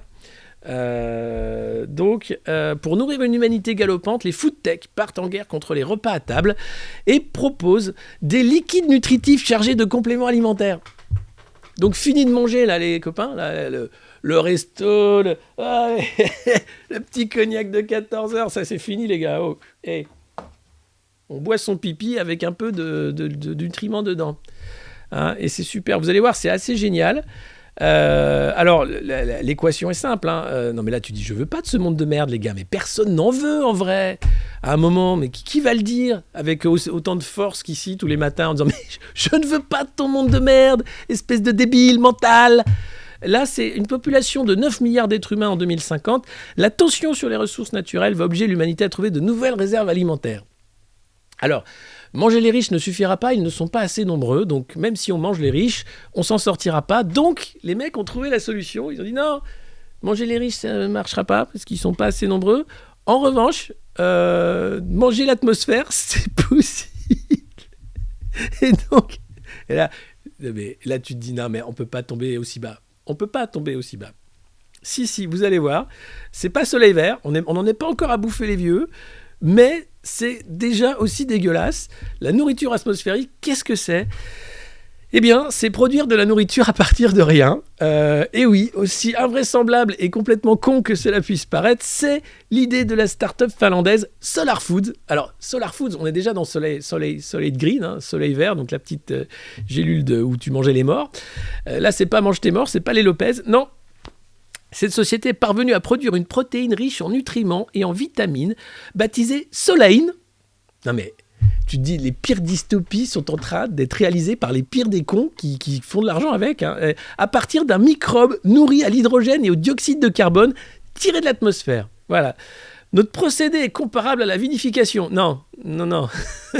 Non, c'est pas du vin que tu fais, c'est de la merde. Hein. Mais au lieu du sucre, notre micro-organisme utilise ces gaz dans un fermentateur, explique Pasi Vanica, président fondateur de l'entreprise. Semblable au soja, le produit fini contient des protéines, des glucides, quelques matières grasses et de petites quantités d'éléments chimiques, quelques potassium et phosphore. Avec son goût neutre, hein, entre la merde qui sent rien et la merde qui sent un peu la merde, semblable à l'œuf... Il est destiné à servir de base dans la préparation de yaourts, de pain ou de pâtes. Grâce à une levée de fonds de 4,3 millions d'euros. Les mecs ont levé 4,3 millions pour te faire bouffer de la merde. C'est quand même génial. Solar Foods a réalisé une ligne pilote. La première usine, démarrée fin 2021, elle va produire 4 millions de doses de Solène par an, alors qu'elle sera opérationnelle au premier semestre 2023. Elle proposera alors une vingtaine de produits pouvant être utilisés comme substituts de produits laitiers ou de viande. Voilà. Donc les mecs vont te vendre une bactérie qui se nourrit de merde pour te faire bouffer de la merde en disant c'est génial, c'est l'avenir. Mais bouffez-le votre cochon, bouffez-le votre putain de soleil. Et le truc s'appelle Soleil. On est quasiment dans Soleil Vert. On est dans la pire des dystopies, les amis. C'est incroyable. Alors, idiocratie, mais on est là. Et vous aviez, je ne l'ai pas pris, mais dans le Parisien, une usine aussi en Finlande qui capte le CO2 pour en faire de la roche. Alors, il faut des gros ventilateurs qui captent le CO2 dans l'atmosphère, puisque bientôt l'atmosphère va devenir irrespirable si on continue. Et donc, les mecs te disent, non, mais c'est pas grave. Parce que nous, on va filtrer l'atmosphère avec des gros ventilateurs, donc ça capte encore plus d'énergie. Et puis ensuite, grâce à un procédé de vinification, pareil que te faire bouffer de la merde, le CO2 est capté dans de la roche et ça devient un caillou. Et on en fait quoi après du caillou ? Rien. On le file à la mine, les enfants font des sculptures et on les vend après aux touristes. Ah, mais c'est vachement bien votre truc. C'est super. J'ai envie de dire c'est super. C'est bien de la merde en fait. Donc voilà, c'est incroyable. Solein, une entreprise qui est en train de vous vendre de la merde et qui a levé 4 millions d'euros. Oh, je ne veux pas de ce monde. Vraiment, j'en veux pas. Vraiment. Mais du fond de mon être, j'en veux pas. Donc je comprends pas qu'il y ait des connards qui trouvent que c'est super et qui en plus investissent. On fait partie de la même espèce, c'est ça qui m'inquiète, quoi. Et puis bon, on aime bien finir sur des bonnes nouvelles, hein, notamment pour la banque assurance. Hein. Vous voyez, ça c'est les performances relatives des secteurs en Europe. Alors la banque en premier, l'assurance ensuite, et puis les matériaux et l'énergie, ça booste, ça va bien. Par contre, la consommation, les télécoms, la santé, moyen. Pourtant la santé, tu dis, vous mettez pas Pfizer dans la santé ? Apparemment non, ils mettent pas Pfizer dans la santé vu que c'est tout en bas là, ils n'ont pas fait des bons chiffres. Et les banques se gavent pour cette année 2021. Regardez, c'est la grosse colonne rouge. Et oui, comme une énorme érection. Les profits, regardez, plus de 200, je sais pas, en pourcentage. Les perspectives financières du secteur banquier pour 2021, c'est juste un gavage d'oie. C'est la banque, ça va bien. Vous le savez, maintenant, il faut devenir actionnaire ou révolutionnaire. C'est un choix qui vous permet de vivre bien ou mal, selon que vous choisissiez de vivre bien ou mal. Vous pouvez choisir d'investir dans des boîtes qui produisent des microbes à manger, ou bien d'investir dans le monde moderne. On ne demande pas grand-chose. Vous pouvez nous aider sur Patreon, notamment, parce qu'on a besoin de vos financements, parce que j'aimerais investir dans des caméras et un truc. Et puis, on a des gros projets. Donc en fait, tout simplement, voilà, vous pouvez avoir la mug du monde moderne si vous allez sur Patreon. Alors je ne sais pas, et c'est là, voilà. Patreon.com/le monde moderne, vous pouvez donner 1€, 50 centimes, 5€, 35€, 1000€ par mois si cela vous chante en devenant sponsor du monde moderne, cette revue de presse quotidienne. Mais on a également des podcasts, La Grosse Sélection, Crime sous Cric, Dans les imaginaires du futur et plein d'autres. On a le site Le Monde Moderne et puis on travaille enfin sur ces cahiers du monde moderne. Je sais, ça a mis un an à arriver, mais ils vont arriver, j'espère, dans quelques mois, puisque ça y est, on a grandi l'équipe. Donc ça nous permet de faire des choses. N'hésitez pas à aller voir, bien sûr, sur Patreon pour nous soutenir, ou à vous abonner ici sur Twitch également. Ça permet de grossir ce stream où vous êtes maintenant plus de 1000 chaque matin, 1400 quasiment à nous suivre. Bien sûr, donnez 1000€ par mois. Mais non, mais on ne connaît pas Bernard Arnault, des gens comme ça. Ou si vous connaissez peut-être des oligarques qui ne savent pas quoi faire de leur thune, tiens, j'aimerais bien financer un petit média. Pourquoi pas, ça marche comme ça parfois. Donc n'hésitez pas à parler de nous. Le bouche à oreille, ça fonctionne de toute façon. Regardez. Et franchement, merci. J'espère que vous passez chaque matin un bon moment avec nous. C'est toujours chouette de faire cette revue de presse. Même si, comme vous le voyez, cette presse enferme dans un monde qui n'existe pas, loin des vrais sujets, loin des vraies réalités, parce qu'il faut travailler plus. Pour Bernard Arnault, pour le groupe Dassault, il faut travailler plus. Ben oui. Parce que non, regardez, non, c'est pas vrai. Les EHPAD ne sont pas des mouroirs où on maltraite les vieux. Et non, ils ne se retirent pas de la bourse parce qu'une enquête va sortir et montrer que c'est vraiment des gros salopards. Non, pas du tout. Et puis non, il faut pas trop montrer les candidats qui font des meetings avec beaucoup de gens devant. Ça, faudrait surtout pas. En tout cas, je vous dis merci. Vous pouvez effectivement aller chez David Dufresne ce matin. Je ne sais pas qui le reçoit, j'ai pas vu.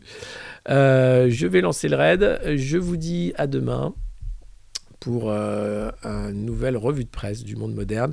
D'ici là, n'hésitez pas, Patreon, voilà, c'est là, tac. Et puis je vais voir pourquoi on n'avait plus le chat, pourquoi tout ça a été enlevé, que s'est-il passé, est-ce qu'on a été striké, est-ce qu'Antoine a fait des tests hier, moi j'en ai pas fait. En tout cas, merci beaucoup, je tousse encore un peu, même si ça va beaucoup mieux. Prenez soin de vous, prenez soin de ceux que vous aimez et prenez pas ça trop au sérieux.